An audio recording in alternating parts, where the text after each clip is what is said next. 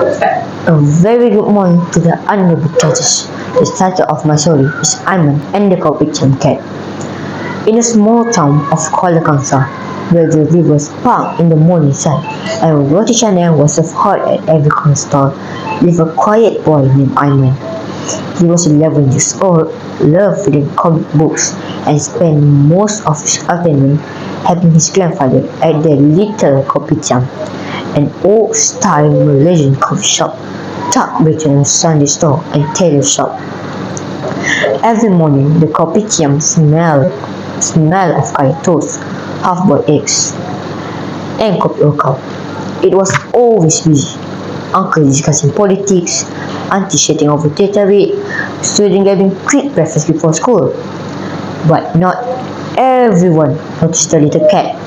She was thick with soft orange fur and tired eyes. She always sat behind the kopitiam near the back kitchen door. Most people ignore her. Some even shoot her away. Not Ahmad.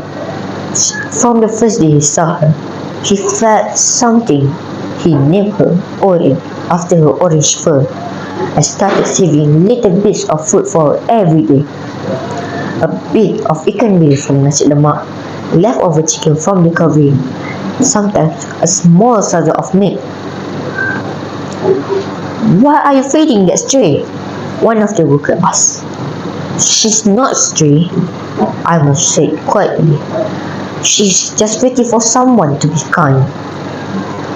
His grandfather, Tok noticed too. One evening, as the sun set over the mosque down the street, he handed Ayman an old tiffin carrier.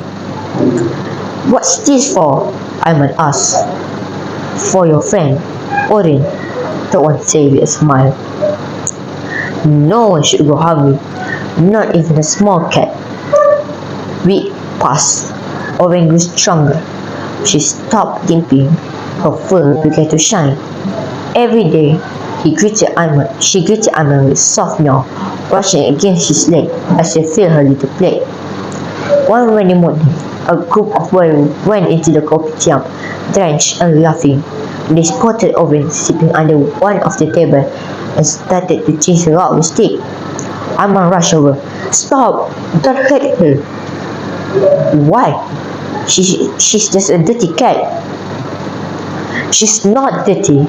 She is my friend, and this is her home too." The boy laughed and walked off, but Ayman stayed with Oren, sheltering her with his umbrella until the rain stopped. Towan saw it all.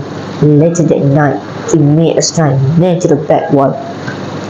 "Welcome, Orange the Kopitiam cat. Kindness served daily." Soon, customers began noticing. An auntie brought her leftover fish to Orin. A student left a small cushion under the bench. Someone donated a small box lined with fruit so she could sleep comfortably. And people began treating each other a little more gently too. One uncle even said, "If that boy can't care for the cat, maybe I can be nicer to my neighbor." Then one day, Orin didn't come. I must search the alleys, the trains, even the bushes in the mosque. No sign.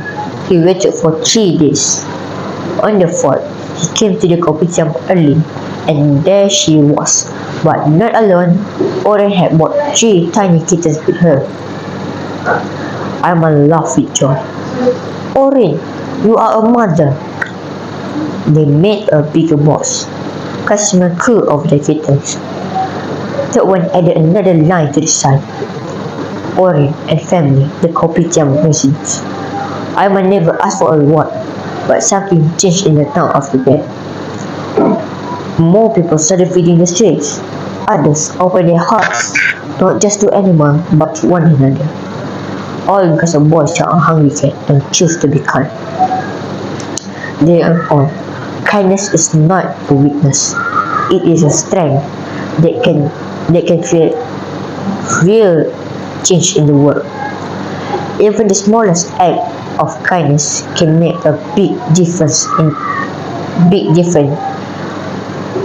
in someone's life.